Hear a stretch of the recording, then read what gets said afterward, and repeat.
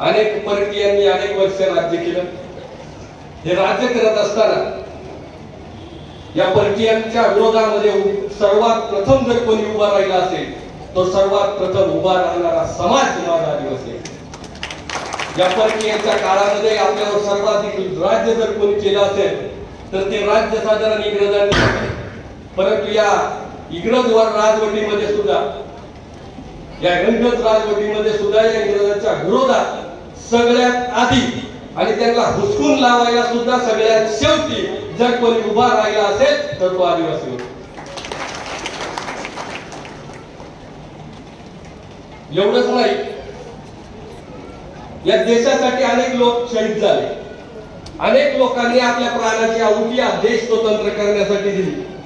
म्हणजे जी लोक फासावरती गेली ती जात असताना एकाच कारणाने गेली. ते कारण होतं हा देश स्वतंत्र करायचा, हा देश पारतंत्र्यातून बाजूला काढायचा.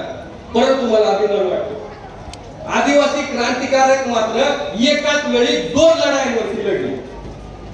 एक हा देश स्वतंत्र करायचा आहे आणि दुसरं ह्या देशात असणारी जल जंगल जमीन आमची आहे ती या परकीयांच्या ताब्यातून मुक्त करून तिचं रक्षण करायचं.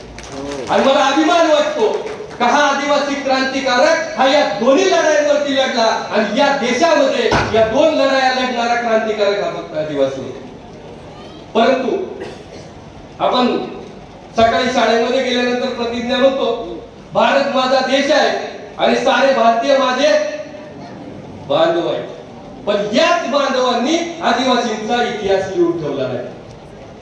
कारण आम्हाला लिहिता वाचता येत नव्हतं. ती जबाबदारी बांधवांची होती. पण बांधवांनी हात झटकल्यामुळे आज आदिवासींच्या उज्ज्वल परिक्रमासाठी पराक्रमासाठी आमच्याकडे पुरावे मागितले जातात आणि ते पुरावे आमच्याकडे नाही. आदिवासींचं जर सर्वाधिक नुकसान कोणी केलं असेल तर हे सर्वाधिक नुकसान हे शिक्षणामुळे झालं, लिहिता वाचता येत नसल्यामुळे झालं. आजही इथले सगळे जण आंबेगाव मधले असतात. आंबेगावच्या पंचायत समितीवर गेला तर पंचायत समिती समोर एक क्रांतीस्तंभ आहे आणि या क्रांतीस्तंभावरती या तालुक्यामध्ये या देशासाठी अनेक लोक लढले. त्या प्रत्येकाचं नाव होतं. चांभार कुंभार माळी सगळ्या समाजाचं नाव होतं. परंतु त्याच्यावरती आदिवासी क्रांतिकारकाचं नाव नव्हतं. पण अनेक वर्षांच्या कष्टातून लायन हंड्रेड होळाची भागू केंगले यांचं नाव पहिल्यांदा क्रांतीस्तंभावरती आहे. असे अनेक नाव आता फक्त होलाजी केंगलेचं नाव घेतलं. पण असे अनेक नाव या काळाच्या ओघामध्ये अनेक लोकांनी जमिनीमध्ये दडपली आणि कोणाला कळू नये म्हणून ती या जमिनीत गाडली. ती कळू नये म्हणून या जमिनीत लपवून ठेवली. पण या जमिनीला आमचा इतिहास माहित आहे आणि ही जमीनच एक दिवस आमचा इतिहास बाहेर काढल्याशिवाय राहणार. खरं तर 1947 ला हा देश स्वतंत्र झाला. परंतु हा देश स्वतंत्र होत असताना 1942चं आंदोलन हे सर्वाधिक महत्वाचं होतं. कारण या 42च्या आंदोलनामध्ये सर्व आपले पुढारी किंवा आपल्याला मार्गदर्शन करणारे नेते तुरुंगामध्ये होते आणि आता जनतेला स्वतःचा निर्णय घेऊन लढायचं होतं. या 42च्या आंदोलनामध्ये सुद्धा आदिवासी कुठे कमी नव्हते. या महात्मा गांधीजींनी जी चलेगाव आंदोलनाची हाक दिली त्या आंदोलनामध्ये माझा आदिवासी सामील होता. या आंदोलनामध्ये हाक दिल्यानंतर याच आदिवासी भागामध्ये आज तुम्ही ज्या मातीमध्ये उभे आहात ते पिंपळगाव नावाचं गाव, या गावामध्ये एक आदिवासी स्वातंत्र्य सैनिक महात्मा गांधींनी दिलेल्या हाकेला हाक देतो आणि महात्मा गांधीजींचा ऐकून या स्वातंत्र्य लढ्यामध्ये 42च्या आंदोलनामध्ये सहभागी होतो. सहभागी झाल्यानंतर याच आदिवासी स्वातंत्र्य सैनिकाला 10 दिवस येरवडा जेलमध्ये ठेवलं जातं. 10व्या दिवशी मंचरमध्ये आणून सोडलं जातं. पण मला वाईट वाटतं की आजपर्यंत त्याची दखल इथल्या तालुक्यानेही घेतली नाही आणि इथं बसलेल्या समाजाने घेतली नाही. म्हणून मी सर्वप्रथम याच गावचे सुपुत्र आदिवासी स्वातंत्र्य सैनिक निसर्गवासी कोंडाजी मारुती हंडे यांना अभिवादन करतो. त्याचबरोबर आज ज्या निमित्ताने आपण सर्वजण जमलेलो आहोत ते म्हणजे हुतात्मा नाग्या कातकरी, बंडकरी राया ठाकर आणि आद्य क्रांतिकारक राघोजी भांगरे यांच्या जयंती निमित्ताने आपण इथं सर्वजण आलेलो आहोत. खरं तर या सर्व महापुरुषांना मी अभिवादन करतो. त्याचबरोबर आपण ज्या मातीत जमलेलो आहोत त्या मातीतील सुपुत्र की ज्यांनी हा देश स्वतंत्र करण्यासाठी काम केलं. आज आपल्या नावावरती ज्या जमिनी आहेत त्या आपल्या इथं काम केलेल्या बंडकऱ्यांची कमाई आहे. हे सर्वच जण म्हणजे अगदी बंडकरी दादू दाते, बंडकरी लोमाजी गेंजे, बंडकरी गणा आंबकर, बंडकरी भागोजी येंदे, बंडकरी राघू गवारी, त्याचबरोबर छत्रपती शिवाजी महाराज, डॉक्टर बाबासाहेब आंबेडकर, महात्मा फुले या सर्वांच्या चरणी नतमस्तक होत असताना या ठिकाणी या कार्यक्रमाच्या निमित्तानं विचार मंचावर उपस्थित असणारे सर्वजण आणि त्याचबरोबर आजचा कार्यक्रम हा समाजाचा आहे आणि समाजाचा कार्यक्रम हा चांगलाच झाला पाहिजे या उद्देशाने इथं आलेल्या माझ्या स्वाभिमानी आदिवासींना माझा सन्मानाचा जय आदिवासी. आज आपण आपले हक्क आणि अधिकार मागण्यासाठी एकवटलेलो आहोत. हे हक्क आणि अधिकार मागणं हेच समाज जागा होण्याचं लक्षण आहे. कारण आजपर्यंत झोपलेलो होतो, आजपर्यंत आम्ही आमचा हक्क आणि अधिकार मागितला आणि भूतकाळ साक्षीला जोपर्यंत तुम्ही लढले नाही, भांडले नाही, ओरडले नाही, आपला हक्क मांडला नाही, तोपर्यंत आजपर्यंत तुम्हाला तुमच्या हक्काचे काही मिळाले असं उदाहरण मला इतिहासामध्ये सापडलं. आदिवासींचा विकास झाला पाहिजे असं बोंबलणारे सुद्धा आदिवासींच्या ताटात आम्ही जे वाढू ते आदिवासींनी खाल्लं पाहिजे या मताचे आहे. मग जर ते ताटात वाढलेलं आदिवासींनी खाल्लं तर आदिवासी चांगला, पण आदिवासीने जर त्याच्या ऐवजी दुसरं काही मागितलं तर आदिवासी वाईट. मग लगेच म्हणायचं हे आदिवासींसाठी किती करा, ही काही कोळपाट सुधारणार. आमच्या जबरदस्ती का? आमचा विकास आम्हाला करायचा असेल, आम्हाला जर सुधारायचं असेल तर आम्हाला जे पाहिजे ते द्या, आमच्यावरती नको त्याची जबरदस्ती का? काही वर्षांपूर्वी आदिवासींना रोजगार मिळावा म्हणून बेंजो पार्टी नावाची योजना आणली. आता या बेंजो पार्टी ऐवजी आम्हाला शाश्वत विकास होईल, आमचा शाश्वत रोजगार मिळेल अशी योजना का आणली नाही असं आदिवासींनी म्हणलं का आदिवासी वाईट. दरवर्षी जिल्हा परिषद मधून ताडपत्री वाटली जाते, वाटली ना? पण दरवर्षी ताडपत्री वाटण्याऐवजी एक वर्ष घोंगड्या वाटा असं बिरसा ब्रिगेड म्हणली का आदिवासी वाईट. म्हणजे मागे सेंट्रल किचनच्या जेवणामध्ये आळ्या सापडल्या. आता ह्या आळ्या सापडल्यानंतर आमचं एवढंच म्हणणं होतं या सेंट्रल किचन मुळे आमचा अनेक आदिवासी समाज हा बेरोजगार झाला आणि तुम्ही कंत्राटदारांची पोटं भरायला निघाले, तो किचन सेंटरचं जेवण आम्हाला नको म्हणलं तुम्ही. म्हणजे तुम्ही जे द्याल ते गप खायचं, आपण काहीच म्हणायचं नाही. सेंट्रल किचनच्या त्या सोयाबीन मधल्या आळ्या गेल्या आणि दुधात आळ्या निघाल्या. आता या दुधात आळ्या निघाल्यानंतर आम्ही म्हणलं ह्या दुधाची किंमत तिकडे 2000 का असं ना, आम्हाला हे दूध. पण आपण नको म्हणलो तर या तालुक्यातली लोक म्हणली का या आदिवासींना आजपर्यंत बाप जन्मात असं दूध प्यायला मिळालं होतं का? यांना ह्या दुधाची किंमत नाही. काही मी शोध लावलाय, कोणाला माहित असेल आज सांगतो, महान विचारवंत या तालुक्यामध्ये आहे. त्यांनी शोध लावला, म्हणले बिरसा ब्रिगेडने अनेक योजनांना विरोध केला. बेंजो पार्टीला विरोध, ताडपत्रीला विरोध, स्मशानभूमीला विरोध, सेंट्रल किचनला विरोध, त्या सुगंधी दुधाला विरोध. आणि म्हणलं याच्यामुळे आता आदिवासींच्या सगळ्या योजना बंद होणार आहे आणि त्याची जबाबदारी तो बोंबलत तो प्रवीण पारदीन बिरसा ब्रिगेडची असणार. म्हणजे इथून पुढे शासन काय करते, प्रवीण पारदीन बिरसा ब्रिगेड काय म्हणते त्याचं धोरण ठरविते, त्याचं योजना बंद करते. म्हणजे तुम्ही जे आम्हाला द्याल त्या प्रत्येक गोष्ट आम्ही स्वीकारायची, आम्हाला काय पाहिजे ते आम्ही मागायचं. मी म्हणलं घेतली जबाबदारी, काय योजना बंद व्हायच्या त्या होऊ दे, असंही त्याने आम्ही सुधारलो नाही. काय वाटोळं व्हायचे ते होऊ दे, पण त्या बंद पडू दे. जे नको आहे, ज्याचा आम्हाला विरोध आहे, ज्याचा आम्हाला उपयोग नाही, त्याची बळजबरी आमच्यावरती का केली जाते. आज शासनाचं धोरण हे फक्त रानावनात हिंडणारा आदिवासी बंद करून त्या भीमाशंकरला गेली होती, माकडं जे रस्त्याला आईत खाऊ आणि बसत्यात, तसं आईत खाऊ आदिवासी जमा करणं एवढीच आहे. कारण आम्हाला काय पाहिजे ते मिळत नाही, तुम्ही आम्हाला द्याल ते आम्ही गप खाल्लं पाहिजे, ही तुमची भावना या दिवशी बंद झाली पाहिजे. म्हणजे बघा, सेंट्रल किचनला महत्व दिलं जातं, या सेंट्रल किचनला महत्व दिलं जातं, पण त्याच ऐवजी या शाळांमध्ये शिकणारा माझा विद्यार्थी स्कॉलरशिपला बसला पाहिजे याच्यावरती लक्ष दिलं जातं.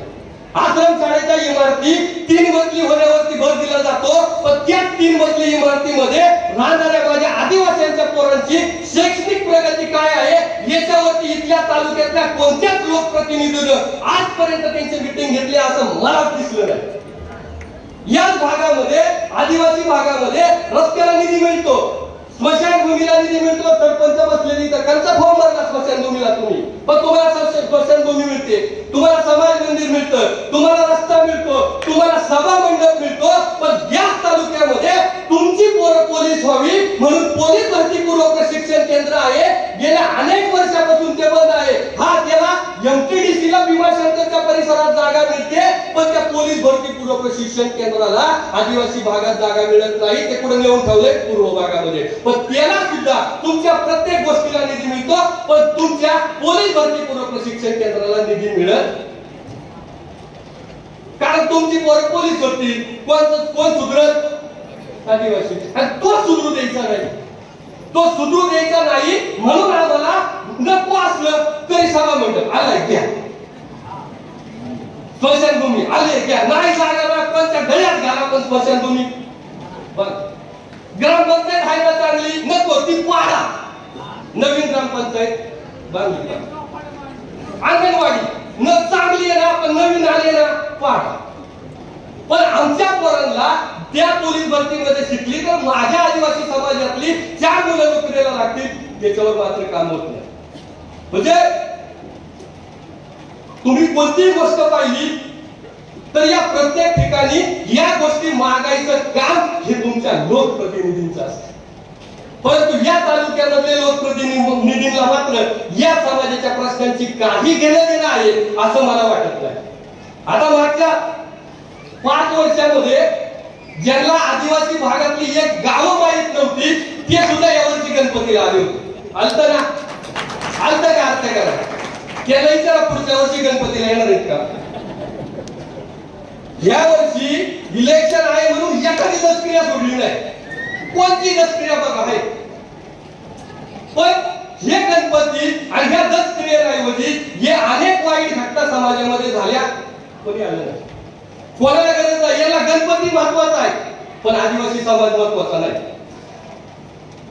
जे आता उंदराची पाची जरी तुम्ही सांगितलं गावात आहे तरी येतं, फक्त सांगायचं पाची, पण तुम्ही शांत बसू नका, तुम्ही जोपर्यंत तुमचा अधिकार मागत नाही आपला विकास त्यामुळे झाला नाही, कारण आम्हाला काय पाहिजे ते कधीच बोललो नाही, कधीच आम्ही मागितलं नाही, त्यामुळे आता इथून पुढे ते तुमच्या गावात येतील ना त्यांना विचारा, बाकी काही सांगू नको, होण्या केंद्र स्मारकाचं काय झालं विचारा, होण्या केंद्र आमचं दैवत आहे, होण्या केंद्र स्मारकाचं काय झालं विचारा। 2 वर्षापासून आम्ही म्हणतोय इथं फक्त 101 घरं असतील कातकऱ्यांची, त्या कातकऱ्यांना एकदा घरं देऊन टाका, त्या कातकऱ्यांच्या घराच्या निवाऱ्याचं काय झालं विचारा यांना। एक डिंबे धरण्यासाठी आम्ही जमिनी दिल्या, डिंबे धरण्यासाठी आम्ही आमच्या शेतीवर आमच्या घरादारावर गाडवाचा नागर फिरवला, याच डिंबे धरणाला होण्या केंद्राचं नाव द्या म्हणून आम्ही जांभोरी बनलो होतो, त्यावेळेला तुम्ही म्हणले की आम्ही त्या विभागाची चर्चा करून ठरवू, काय झालं विचारा। गावामध्ये आल्यानंतर की त्या ठिकाणी दर पंचवार्षिकला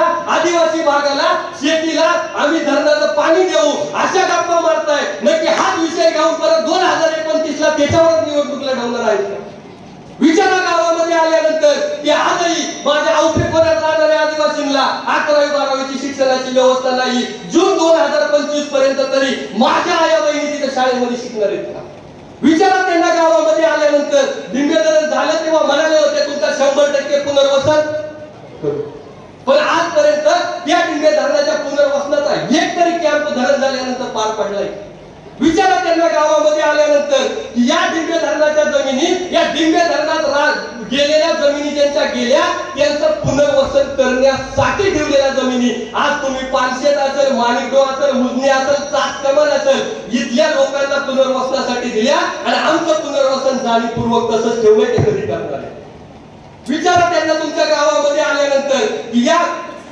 धरणामधून आम्ही विस्थापित झालो, त्या धरणाला तुम्ही जमीन देऊन रिकामे झाल्या, पण आजही आमच्या नावाचा सातबारा निघत नाही, आम्हाला वहिवाट घालू दिली जात नाही, आम्हाला त्या ठिकाणी यायला रस्ता नाही, याच्यावरती तुम्ही कधी काम करणार? तुम्ही जोपर्यंत शांत बसाल तोपर्यंत तुमचा एकही प्रश्न सुटला नाही, सुटणार सुद्धा नाही। धरणातून स्वतःच होतं ज्यांनी 100% पुनर्वसन करून घेतलं, त्या अशा स्वतःला आदिवासींचे स्वयंघोषित पुढारी म्हणणारे अनेक जण आता धरणग्रस्तांच्या गावांमध्ये येऊन पुढ्या सोडतील. ते पुढ्या सोडतील, सांगतील आम्ही करू, आम्ही हे करू, आम्ही ते करू. पण तुम्ही त्यांना विचारा, अजूनही डिंगे धरणातल्या 350 लोकांचं पुनर्वसन व्हायचं बाकी आहे. ते व्हावं म्हणून तुम्ही काय केलं? डिंगे धरणाचं पुनर्वसन म्हणजे स्वतःची मालकी समजणाऱ्या नेत्यांना विचारा. तालुक्यातील काही संघटनांनी या डिंगे धरणातील लोकांना एकत्र केलं.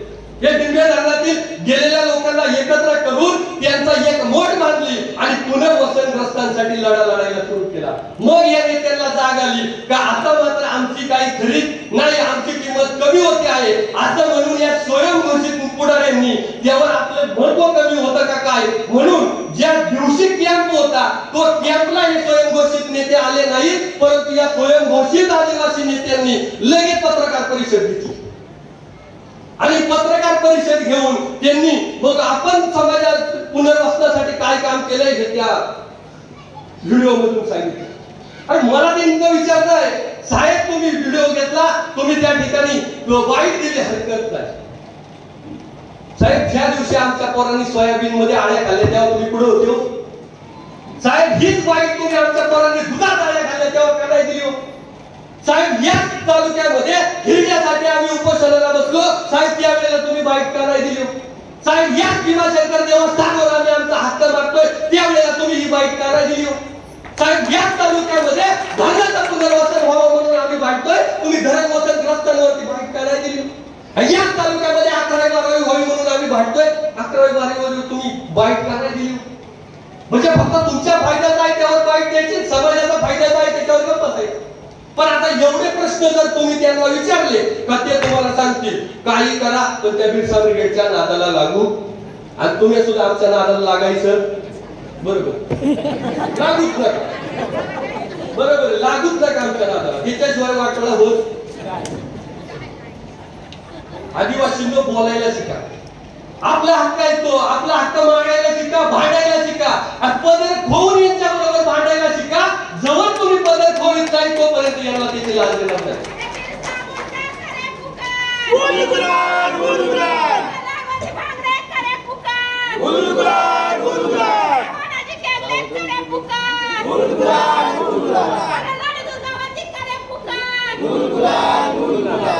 आदिवासींना तुमचे हक्क आजपर्यंत तुम्हाला न लढता कधी मिळाले नाही. अरे आठवा ना राघू भांगरा, आठवा का राघू भांगरा घडला, का नाग्या कातकरी उभा लागला, का राया ठाकर घडला, अरे काय इथं मोठेंगलेला जन्म घ्यावा लागला. आजपर्यंत मला एक गोष्ट दाखवायची आदिवासीला बिन मागता मिळाली. आज जर तुम्हाला या गोष्टी बिन मागता मिळाल्या असत्या तर याच मातीमध्ये राघू भांगरा जन्माला आला नसता, याच मातीमध्ये होण्या केंद्र जन्माला आला नसता, याच मातीमध्ये राघू गवारी जन्माला आला नसता. आणि म्हणून लढायला शिका, भांडायला शिका, तुमच्या हक्काचं आहे ती मिळवायला शिका. तुम्ही ज्या ज्या वेळेला हक्क मागितलाय, ज्या ज्या वेळेला तुम्ही तुमचा अधिकार मागितलाय त्या प्रत्येक वेळेला तुम्हाला हिरवण्यात आले. तुमचा एक क्रांतिकारक सांगा, ज्या क्रांतिकारकाच्या समोर तुम्ही आद्य क्रांतिकारक लावले. याच ठिकाणी आदिवासींच्या हक्कासाठी माझ्या होण्या केंद्राने बंड केलं, त्याच्या नावापुढे नाव लावलं बंडकरी होण्या केंद्र. याच मातीमध्ये राघू भांगऱ्याने बंड केलं, त्याच्या नावापुढे नाव टाकलं बंडकरी राघू भांगरे. याच मातीमध्ये होण्या केंद्राने बंड केलं, याच मातीमध्ये प्रत्येक आदिवासी क्रांतिकारकाने बंड केलं, त्याला नाव काय दिलं बंडकरी. मग तुम्ही जेव्हा हक्क मागायला निघशाल तेव्हा तुम्हाला चांगलं म्हणलं जाईल अजिबात नाही. ध्यानात ठेवा, ज्या वेळेला तुम्ही भीमाशंकरवर तुमचा हक्क मागाल त्यावेळेला तुम्हाला ते जातीयवादी म्हणतील. लक्षात ठेवा, ज्या वेळेला तुम्ही भीमाशंकरवर हक्क मागाल तुम्हाला जातीयवादी म्हणतील. तुम्ही धरणावर होण्या केंद्राचं नाव मागाल तुम्हाला जातीयवादी म्हणतील. पेसा क्षेत्राचा अधिकार मागाल तेव्हा तर तुम्हाला नक्षलवादी म्हणतील. पण कोणाला काय म्हणायचंय ते म्हणू द्या, पण तुम्ही तुमचा लढा, तुमचा लढा भांडा, तुमचे हक्क अधिकार मागा. कारण जोपर्यंत तुम्ही ते हक्क अधिकार मागितले नाही तोपर्यंत तुमच्या आजापंजाला सुद्धा ते अधिकार मिळाले नाही. तुमचा आजा भांडला, तुमचा पंजा भांडला, आज तुम्ही भांडत आहात, उद्या तुमचा पोरगा भांडेल. पण तो लढताना तुमच्या पोरांना सुद्धा या लढाईसाठी उभं करा. वेळ प्रसंगी तुम्ही डुकराच्या पोटात हाडवा खुपसला, पण आता मात्र पोराला तोच हाडवा आपल्या अन्याय करणाऱ्याच्या पोटात घुसवायला शिकवा. पण असे विषय काढले आम्ही तर बिरसा ब्रिगेडची मंडळी असं बोललो का लगेच या तालुक्यातले पुढारी विकासाच्या व्याख्येवर येतात. विकास भाऊ ती व्हिडिओ पाहिली का? विकास सापडला का नाही त्यांनाच माहित होता. ते गेले त्या अवकेला लगेच काही मंडळी विकासाच्या व्याख्येवर येतात आणि आमच्यासारख्या काल परवा याच्यात पडलेल्या पोरासोरांना विकासाच्या व्याख्या विचारतात. हाच विकास आहे असं मी समजतो. तालुक्यातील लोकप्रतिनिधींनी जो विकास केला त्याला आम्ही कधीही नाकारलं नाही. आम्ही भविष्यात सुद्धा त्यांनी केलेल्या विकासाला नाकारणार नाही. हीच बिरसा ब्रिगेडची भूमिका आहे. पण तुम्ही रस्ता आणि लाईट एवढीच जर आदिवासींच्या विकासाची व्याख्या करणार असाल तर ती आम्हाला मान्य. 40 वर्षापूर्वी लय बुजुर्ग माणसं इथं बसल्यात. 40 वर्षापूर्वी या औफ्याला भीमाशंकरला गेला तर निश्चितपणाने आमची गरज ही रस्ता आणि वीज होती. पण आज त्यानंतर धरणं होऊन 40 वर्ष झाली. पण 40 वर्षानंतर सुद्धा आदिवासींच्या विकासाची व्याख्या वीज आणि रस्ता एवढीच असेल तर हे योग्य नाही. रस्ते, लाईट, समाज मंदिर, स्मशानभूमी हे काही आदिवासींच्या विकासाचे मार्ग नाही. बिरसा ब्रिगेडची भूमिका अशी आहे आदिवासींचा विकास आणि आदिवासी भागाचा विकास यात फरक आहे. आदिवासी भागाचा विकास निश्चित झाला असेल पण म्हणून आदिवासींचा विकास झाला हे विचारवंतांना मला विचारायचं आहे का तो कसा ते एकदा समाजाला पटवून सांगा. आदिवासी भागाचा विकास आम्ही नाकारत नाही पण या माध्यमातून आदिवासींचा काय विकास झाला हे मात्र कोणी सांगत नाही. रस्ते, लाईट, स्मशानभूमी, पाण्याच्या टाक्या, समाज मंदिर, ग्रामपंचायतच्या इमारती किंवा अंगणवाडीच्या इमारती यामुळे आदिवासी भागाचा विकास झाला असेल म्हणून ह्या झाल्या म्हणून आदिवासी भागाचा विकास झाला असं या तालुक्याचे काही पुढारी म्हणतात. पण रस्ता आला, लाईट आली म्हणून आमच्या पोटाचा प्रश्न सुटलाय का? आज शेतीला पाणी, हाताला काम आणि पोटाला घास मिळेल तेव्हाच आमचा विकास होईल. हा आदिवासींचा विकास आहे. परंतु अनेक जणांना वाटतं रस्ता, लाईट, स्मशानभूमी, समाज मंदिर हा सगळा आदिवासींचा विकास आहे. हा विकास ज्यांना वाटतोय त्यांना माझी विनंती आहे उद्यापासून सकाळी भूक लागली का कुणी एक बाजूला रस्ता चाटायला सुरुवात करा आणि संध्याकाळी भूक लागली का त्या लाईटीच्या तारा करंट त्याला जर तुमचा पोट भरला तर आम्हालाही सांगा. आम्ही सकाळी समाज मंदिराला भेटतो आणि संध्याकाळी सभा मंडळाला भेटतो. कारण तोच विकास आहे, तोच खायला घालणार आहे, त्यालाच पोट भरणार आहे. आम्ही तरुण मंडळी सर्वजण आमची विकासाची व्याख्या क्लिअर आहे. आम्ही म्हणतोय का समाज भागाचा विकास बाद झाला आता आदिवासींचा विकास करा. पण या लाईटीच्या तारा आणि रस्ता काय आदिवासींच्या आयुष्यातून जायला मागत नाही. या रस्त्यामुळे, लाईटीमुळे जर साहेबकोलाचा विकास झाला असेल तर तो आदिवासी भागातल्या हॉटेलांचा झाला आणि आम्ही आजही त्याच्यामध्ये कंपल्शन दुखतोय आणि त्यालाच हे विकास म्हणतो. म्हणजे यांची इच्छा एवढीच आहे आदिवासी भागामध्ये हॉटेल व्हावी, आपली नाही दुसऱ्यांची, त्याच्याला आम्ही काय करावं कंपल्शन हो. हाच आदिवासींचा काय आहे.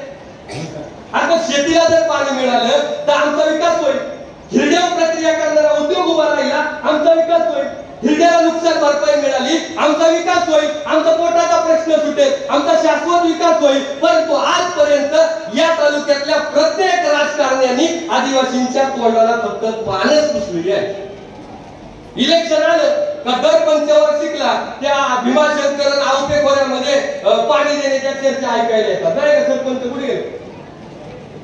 दाते सरपंच आज आदिवासींच्या दोन्ही खोऱ्यामध्ये पाणी देणार अशा चर्चा दर इलेक्शनला ऐकायला येतात. पण इलेक्शन झालं का तुम्ही कोणत्याही सभेला मी जे बोललोय ते रेकॉर्ड करून ठेवाल ऐका. औफे आणि भीमाशंकर खोऱ्याचा भाग हा भौगोलिक दृष्ट्या अतिशय बिकट असल्यामुळे तिथं पाण्याची योजना होऊ शकत संपली. माझी तर तालुक्यातल्या सगळ्या पुढाऱ्यांना विनंती आहे भीमाशंकर खोऱ्याला एक वेळेस पाणी देऊ नका. त्या आवके खोऱ्याला एक वेळेस पाणी देऊ नका, कारण तुमच्या मते तो भौगोलिक दृष्ट्या योग्य नाही, त्याला 10 वर्ष लागू द्या. पण तुम्ही हे सगळं करत असताना घाटाखाली असणाऱ्या आदिवासी गावांचं काय? ठीक आहे ना, वर भौगोलिक दृष्ट्या नाही देता येत, देऊ नका. 10 वर्ष द्यायचं ना, 10 वर्षांनी द्या, काय हरकत नाही. पण घाटाच्या खाली माझी जी गावं आहेत, त्यांच्या शेजारून पाटाचं पाणी गेलाय, त्यांच्या शेजारून हे गेली, धरणाचा केनॉल गेलाय, त्या गावांचं काय? आजपर्यंत तुम्ही फक्त भीमाशंकर आवके खोऱ्यावर बोलता, कारण माहित आहे का म्हणता येते भौगोलिक कारणामुळे पाणी देऊ शकत. खालच्या गावांचा विषय का कोणी काढत नाही? खालच्या गावाला पाणी पाहिजे याच्यावर का कोणी बोलत नाही? मायनोवाडी जवळ केनॉल गेलाय ना, अरे गेलाय का? मायनोवाडी जवळून केनॉल गेलाय, त्याच्यापासून उगलेवाडी साधारण अर्धा किलोमीटर अंतरावर. मग अर्धा किलोमीटर केनॉल का कोणी बोलत नाही? अर्धा किलोमीटर केनॉल गेला का उगलेवाडी पाण्याखाली येईल, तोही आदिवासीच आहे ना. त्याच्या पुढच्या बाजूला चिचलवाडीला ठाकर जातो, आणि जाऊ द्या तिकडे पाणी, तो आदिवासी तरी चुकी होईल ना. तसंच ते पुढे पाणी पोखरकर वाडीला, पिंगळवाडीला, आणि तिथं राहणार तरी आदिवासी चुकी होईल ना. पण खालच्या गावाच्या पाण्यावरती मात्र कोणी बोलत नाही. वरच्या पाण्याचा विषय मात्र सारखाच गळला जातो.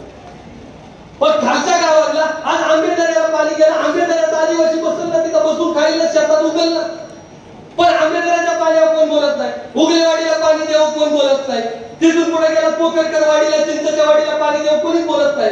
खालच्या पाण्याचा कोणी विषयच काढत नाही. आणि शब्द नाही काढण्याचं कारण एवढंच आहे बांधवांनो, का जर तुमच्या शेतामध्ये पाणी मिळालं तर यांच्या शेतामधलं कांदे बटाटे काढायला कोण जाणार? आणि आता माणसं पुरवणार तुमच्या जे ठेकेदार तयार झालं ते काय करणार? या ठेकेदारांची कोर्ट भरावी म्हणून हा सगळा तमाशा आहे, म्हणून तुम्हाला पाणी मिळत. पण मी सांगतो, याच्यानंतर बिरसा ब्रिगेड शांत बसणार नाही. ज्याप्रमाणे या दिंडे धरणामध्ये गेलेल्या गावांची मोठ बांधून आम्ही पुनर्वसनाचा लढा उभा केला, तोच लढा उद्यापासून घाटाखालच्या गावाला पाणी मिळावं म्हणून बिरसा ब्रिगेड उभी करेल. आमच्या शेतीला पाणी द्यायच्या गप्पा मारल्या जातात. वाईट वाटतं मला सांगायला. या डिंबे धरणासाठी आताच बरेच जण बोलले, या डिंबे धरणासाठी माझ्या आदिवासींनी आत्महत्या केली. माझ्या आदिवासींनी सुखी संसारावरती गाढवाचा नांगर चालवला. आणि माझ्या आदिवासींनी जर आत्महत्या केली नसती ना, हा तालुका सुजलाम सुफलाम झाला नसता. याच तालुक्यामध्ये कोणत्या बापाची हिंमत नव्हती कारखाना काढायची, दुधाच्या डेऱ्या काढायची, त्या डेऱ्या माझ्या आदिवासी म्हणून करायच्या. पण आजची परिस्थिती एवढी वाईट आहे का आम्हाला शेतीच्या पाण्याच्या गप्पा मारल्या जातात, आणि जी योजना आदिवासींना पिण्याचं पाणी देण्यासाठी धरणावून नेली, त्या पोखरी प्रादेशिकचं बिल भरायला पैसे नाही. म्हणजे एकीकडे शेतीला पाणी देऊ म्हणायचं आणि पोखरी प्रादेशिकचं बिल भरायला पैसे नाही, म्हणून पोखरी प्रादेशिक बंद. हा आमचा विकास आहे, हा आमचा विकास आहे. आता शेतीला पाणी जाऊ द्या, प्यायला तर पाणी द्या, पण प्यायला पाणी देण्याचा सुद्धा पद्धतशीर कार्यक्रम केला जातो. म्हणजे तुम्हाला सांगतो, आदिवासींना ठीक आहे धरणाचं पाणी नाही मिळू द्या, प्रत्येक गावांमध्ये जर विहिरी काढल्या तर या विहिरींची संख्या वाढवली तर आदिवासी भागामध्ये पाण्याचा तुटवडा पडणार नाही. सगळ्या गावांना आपल्याला पाणी पाजतात. त्याच विहिरीचं पाणी घेऊन काय नाही 100 घरं सुधारली तर 4 घरं तरी त्या ठिकाणी मेथी तरी टाकली. परंतु वरच्या गावांची प्रॉब्लेम असा झालाय की आजही वरच्या भागाची जे गावं आहेत त्या गावांचे विहिरी फिरून जात आहे. जातात ना टोनीकर? काय मुळे गेल्या विहिरी फिरून? अति उपसा. बघा कोण अति उपसा करतोय? टोनी अति उपसा करतोय. बाग आहे फुलावली, त्या स्ट्रॉबेरी लावली, तेव्हाच पाणी घालवलं तुम्ही. झालं लखपती तुम्ही. आज अति उपसामध्ये गावं कोणती आदिवासी भागातली हे पिऊन सर्वे करतात का यांना पाजून सर्वे केला जातोय? हा मला प्रश्न आहे. फुलावड्यासारखं सपाट गाव जितक्या म्हणजे तिथं पाणी लागले ते गाव अति उपसामध्ये. फुलावडे आहे ना, फुलावडे तर फुलावडे गाव कुठं? अति उपसामध्ये. आणि मग अति उपसामध्ये असल्यामुळे आम्हाला ठक्कर बापाची विहीर मिळत नाही आणि बिरसा मुंडाची विहीर मिळत नाही. मरा उपाशी. म्हणजे शेतीला पाणी द्यायच्या नावाने चर्चा करायच्या, पण प्यायला सुद्धा आदिवासींना पाणी द्यायचं नाही. हे पाणी देत असताना प्रत्येक वेळेला प्रत्येक नियम हा करण्यासाठी लावला जातो.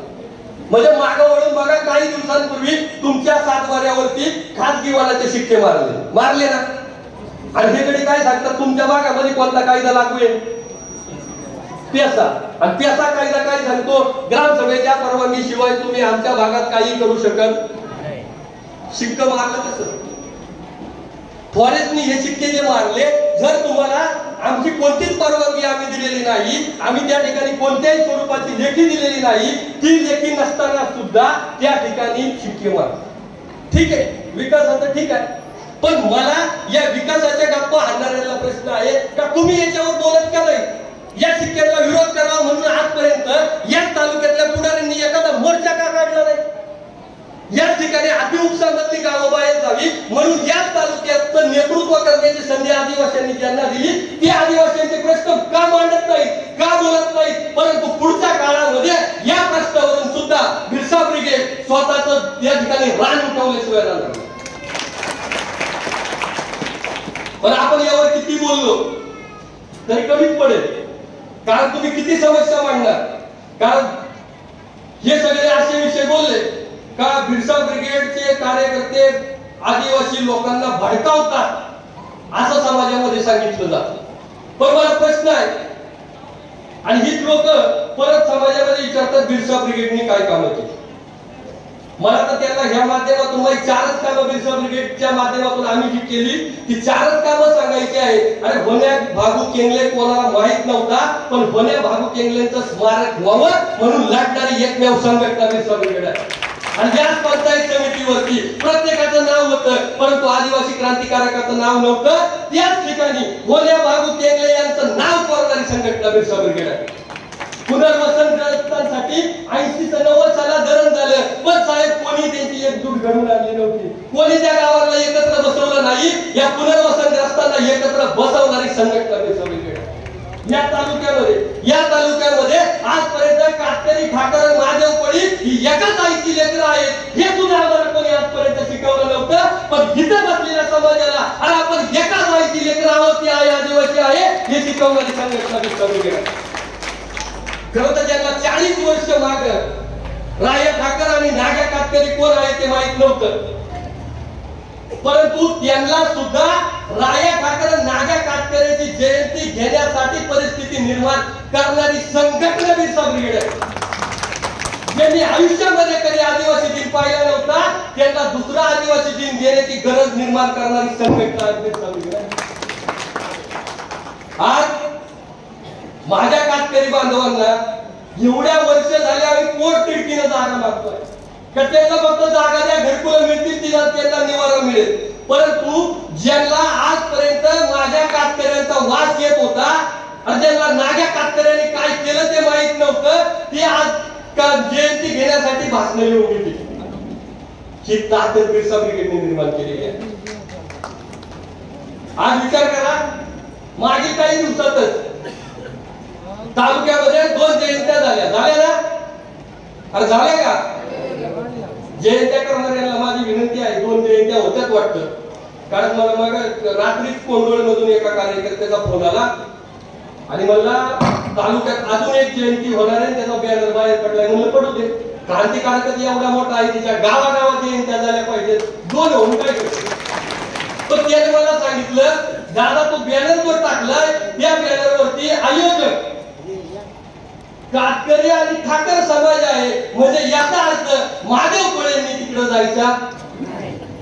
अरे तो म्हणला मग कार्यक्रमाला जायचा का नाही जायचं महादेवपळेंनी? अरे येड्या म्हणला त्यांचा हेतू समाजात फूट पाडण्याचा आहे, नाही जाऊन काय करतो कार्यक्रमाला गेलेच पाहिजे, क्रांतिकारी आपला आहे. पण समाज बांधवांना लक्षात घे, आज जी जयंती उभी मागच्या वर्षापासून बिरसा ब्रिगेडने केली ती इथला ठाकर, कातकरी आणि महादेवपळी एकत्र मंडपाखाली बसावं याच्यासाठी केली. त्याची ताटा तुटू व्हावी म्हणून केली नाही. तो समाज एकत्र आला तरच आदिवासी सुधारेल, अन्यथा तो सुधारणार नाही. त्यामुळे जयंत्या अवश्य घ्या, जयंत्या घेणाऱ्यांना आमचा अजिबात विरोध नाही, परंतु जयंत्या घेण्याआधी माझ्या फुलवड्यात राहणाऱ्या कातकऱ्याकडे बघा. 40 वर्षापासून धरण झाल्यापासून त्या धरणाच्या बाजूला तो ऊन वारा पावसामध्ये त्या झोपड्यांमध्ये गळतोय. तुम्ही पावसाळ्यामध्ये गेलात तर तुम्हाला कळेल का त्या ठिकाणी पाणी मजा गळतंय आणि ती आई 2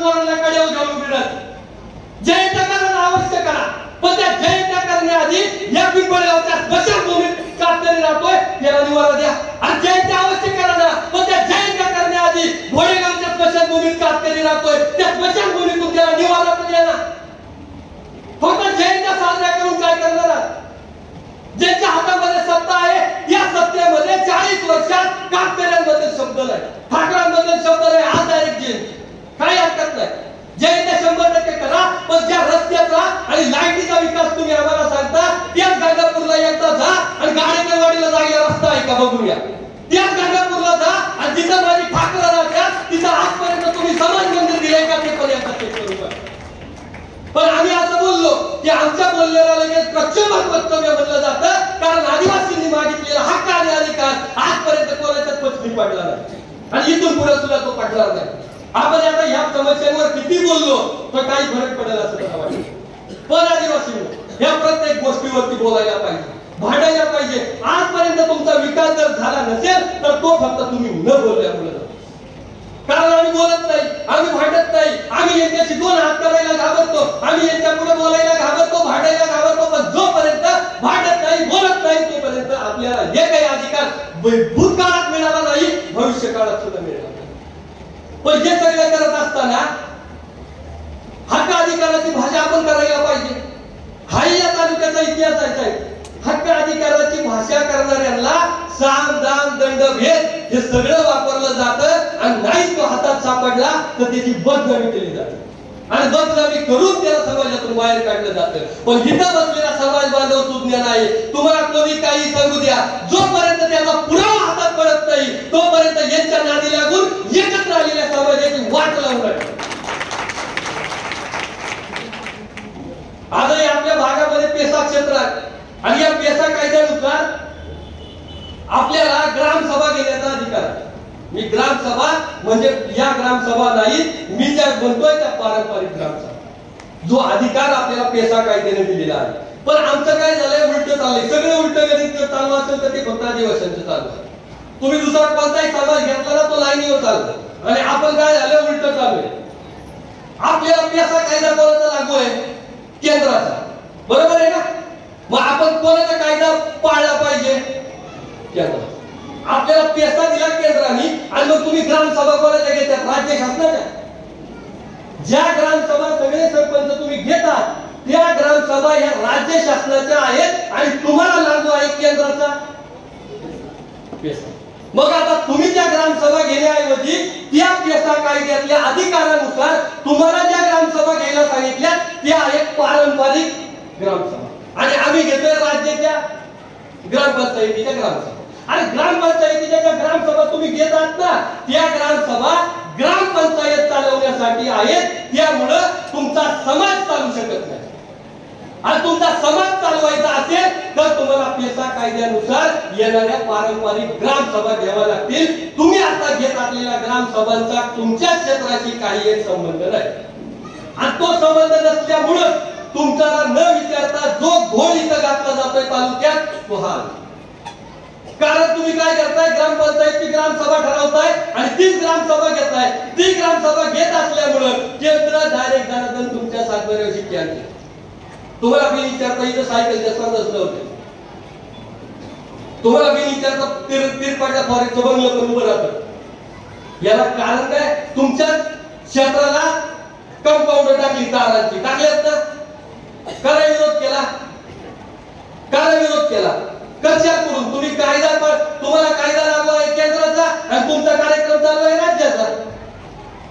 तुम्ही जोपर्यंत पारंपरिक ग्रामसभा घेऊन तुमचे हक्क अधिकार या पेसा कायद्यानुसार मागत नाही तोपर्यंत काही होऊ शकत नाही. या ठिकाणी राज्यघटनेच्या कलम 244 13(3) नुसार तुम्हाला तुमच्या पेसा क्षेत्रामध्ये आदिवासींच्या रूढी प्रथा परंपरा यांना बाधा पोहोचेल असं काम कोणी करू शकत नाही. तुमच्या क्षेत्रामध्ये हिंदू असू द्या, मुसलमान असू द्या, ख्रिश्चन असू द्या, कोणी असू द्या, तो त्यांच्या धर्माचा प्रचार प्रसार करू शकत नाही. हे तुम्हाला केंद्राने राज्यघटनेतून बाबासाहेब आंबेडकरांनी दिलेलं आहे. परंतु आपण असं बोललो का अनेकांची डोकी उठतात आणि ती डोकी उठली का तुम्ही गप्प बसतात. पण माझा ऐका, कोणची डोकी उठायची कोणची फुटायची फुटू द्या, पण तुम्ही तुमचा अधिकार मागायला सुरू करा. तुम्ही जोपर्यंत तुमचा अधिकार मागत नाही, तुम्ही जोपर्यंत हक्क अधिकाराची भाषा करत नाही, तोपर्यंत हे तुम्हाला संपवल्याशिवाय राहणार नाही. सतीश भाऊचं भाषण तुम्ही ऐकलं. सतीश भाऊ नेहमी म्हणतात की शेवटची पिढी वाचवण्यासाठी शेवटच्या पिढीकडून चाललेली शेवटची लढाई आहे, आणि ती जर आपण लढाई थांबवली तर आपण संपलोच. आता वेळ अशी आहे, आज स्वतःसाठी लढू नका. लय जण म्हणतात आता मा काय राहिलाय, नाही राहिलं तर मर बघ. अरे मा काय राहिले, पोरं काय करतील, नातवंड काय करतील, त्याचा विचार कोण करेल? त्यामुळे आता लढताना स्वतःचा विचार करू नका, तुमच्या पोरांचा विचार करा, पुढे येणाऱ्या नातवंडांचा विचार करा. आणि हे सगळं करीत असताना तो धनगर आपल्या मुंडीवर येऊन बसलाय, तर याचा तेच चालू आहे. मा काय राहिलाय आता किती दिवस म्हणशील? आज फक्त धनगर नाही, यांची यादी तयार होत चालली. पेपर व्हिडिओ पाहिला तर फक्त धनगर तुमचं आरक्षण मागत नाही, असंख्य लोक तुमचं आरक्षण मागत आहे. मग ते आरक्षण मागायला आम्ही भांडायला पाहिजे, आम्ही रस्त्यावर उतरायला पाहिजे, आम्ही लढायला पाहिजे, आणि सगळ्यात आधी बोलायला तर पाहिजे. पण आम्ही बोलत नाही, आम्ही भांडतही नाही. आम्ही आपलं मिळाले ताडपत्रीचं खुश पिऊ, 5 पिऊ. आम्ही आपल्या घरकुलतेच्या सरपंचाच्या मागे लागून मिळाले, बस झाले. आले जन्म तेवढीच कमाई आपली घरकुल. पण आम्ही याच्यात पडणार कधी, आम्ही बोलणार कधी, आम्ही आमचा हक्क अधिकार मागणार कधी? कारण घरकुल आणि या योजनेने तुमचा विकास होणार नाही, तुमचा विकास तुमच्या बोलण्यापासून होईल. परंतु आम्ही बोलत नाही, आम्ही वसत नाही. आज हे तुमचं आरक्षण मागण्यासाठी धनगर टिकलेला असताना तुम्ही ज्या 4 तालुक्यांमध्ये आंबेगाव, खेड, जुन्नर, मावळ या 4 तालुक्यांचे आमदार निवडून दिले ना? दिले का निवडून? मग जर ते आमदार तुम्ही निवडून दिले तर धनगरांच्या विरोधामध्ये ह्या 4 तालुक्यातले आमदार बाजू का मांडत नाहीत तुमची? अरे का म्हणत नाही? धनगर आदिवासींमध्ये येऊ शकत नाही. का म्हणत नाही? आदिवासींमध्ये कोणत्या जातीला जमातीला येण्याचा अधिकार नाही. का आमदार तुमची बाजू मांडत नाही? या तालुक्यात नाही, आंबेगाव, खेड, जुन्नर, मावळ 4 तालुक्याच्या आमदारांना आजपर्यंत धनगर आरक्षणावर तुमच्या बाजूने बोललाय असं आठवत नाही. तुम्ही फक्त 17 उठलाय आहे. जर तो आमचा अधिकार आहे, जर आम्ही तुम्हाला मतदान करतो, आमच्या मतदानावरती तुम्ही आमदार होता, तर आमची बाजू मांडणे हे सुद्धा तुमचं काम आहे, आणि त्यांना विचारणे हा आमचा अधिकार आहे. पण आमचा अधिकार आम्ही मागणार कधी? आमचा अधिकार आम्ही बोलणार कधी? आज तुम्ही जर पाहिलं तर आदरणीय लामटे साहेब बोलत आहेत, झिरवळ साहेब बोलत आहेत, आमच्या दलपाडी बोलत आहेत, त्या ठिकाणी सुनील भुसारा साहेब बोलत आहेत, 100% बोलत आहेत. त्या बोलणाऱ्या आमदारांचा आम्हाला नितांत अभिमान आहे. पण जे आमदार आदिवासींच्या मतदानावरती निवडून येतात ते मुख पिळून गप्प काय? ते का आजपर्यंत बोलत नाही? तुम्ही त्याला का विचारत नाही? आजपर्यंत तुम्ही धनगर आरक्षणावर आपली बाजू का मांडली नाही? का विचारलं नाही? आज आपल्या भागामधून निवडून जाणाऱ्या म्हणजे ज्या ज्या आमदारांना आदिवासींचं मतदान होतं त्या प्रत्येकानं त्यावरती भूमिका मांडणं हे त्यांचे काम आहे. पण त्या कामाची विचारणा आजपर्यंत तुम्ही कधी केली नाही, करणारही नाही. तुम्ही फक्त विचारणा कशाला रेशनीचा तांदूळ कधी येणार? पण आम्ही जोपर्यंत आमचा हक्क अधिकार मागत नाही तोपर्यंत आम्हाला काहीच मिळणार नाही. आज आरक्षणाच्या मुद्द्यावरती सभागृहामध्ये, विधानसभेमध्ये आपले आदिवासी आमदार प्राणपणाने तुटून लढत आहेत. परंतु या 4 तालुक्यातल्या आमदारानं आजपर्यंत आरक्षणावरती विधानसभेमध्ये कधी शब्द काढलाय असं मला तरी आठवत नाही. मग त्यांना आपण निवडून का देतो? कशासाठी निवडून देतोय? घरकुलांसाठी, समाज मंदिरासाठी, अंगणवाड्यांसाठी, तुमच्या पोरांना या आश्रम शाळेमध्ये किचन सेंटर मधून आळ्या खायला घालण्यासाठी, या ठिकाणाहून दुधामध्ये आळ्या खायला घालण्यासाठी. आज आपला जो हक्क आहे तो आपण बोलत नाही, मागत नाही. आज आता सरकार म्हणतंय आम्ही जीआर काढणार आहे. धनगर आणि धनगड काय आहे? एकच आहे. आता जीआर आता शासन काढणार आहे, मग त्याच्यावरती समिती बसवणार आहे. मला तर विचारलं आहे राज्य सरकारनं ही समिती हे नक्की कोणत्या अधिकारांमध्ये मागणार आहे, कोणत्या अधिकारामध्ये ही समिती बसवणार आहे? आणि आरक्षण हा विशेष तुमच्या अखत्यारीतला नाही तर सध्या तुम्ही सरकारला मुख्यमंत्री आहात म्हणजे ठीक आहे, तुमच्या बापाची पेट नाही. आज आरक्षण हा केंद्र शासनाचा निर्णय असताना केंद्र शासनाच्या निर्णयामध्ये फेरफार करायचा अधिकार इथल्या बापाला दिला कोणी? आज धनगर आरक्षणावर बोलण्याचा अधिकार इथल्या राज्यपालाला सुद्धा नाही. तो आमचा संरक्षण करता आहे, राष्ट्रपतींना आम्ही बघून घेऊ काय आहे ते, तुमचा संबंध काय? परंतु असं नसताना सुद्धा फक्त तुम्ही बोलत नाही म्हणून आज तुम्ही म्हणाले हे जीआर काढणार आहेत, पण हा जी आर काढत असताना तो कोर्टात टिकणार नाही ही गोष्ट 100% खरी आहे. परंतु तरी हे जी आर काढणार, कारण जाती भांडण लावणे हा त्यांचा उद्योग आहे. आणि आता निघत असताना धनगर आणि धनगर हा जी आर हा फक्त या निवडणुकीचा जुमला आहे. पण तुम्ही स्वस्त बसू नका, तुम्ही झोपून राहू नका. उद्या जी आर निघाला तर त्याच्यासाठी रस्त्यावर उतरावं लागेल, त्याच्यासाठी भांडावं लागेल, त्याच्यासाठी बोलावं लागेल. पण मी सांगतो, काही दिवसांपूर्वी पेसा भरतीसाठी आपण महिनाभर उपोषणाला बसलो होतो, बरोबर ना? याच पेसा भरतीवरून आपलं लक्ष हटवण्यासाठी नवीन आणलेला राजकीय प्रयोग म्हणजे धनगर आणि धनगर एकच.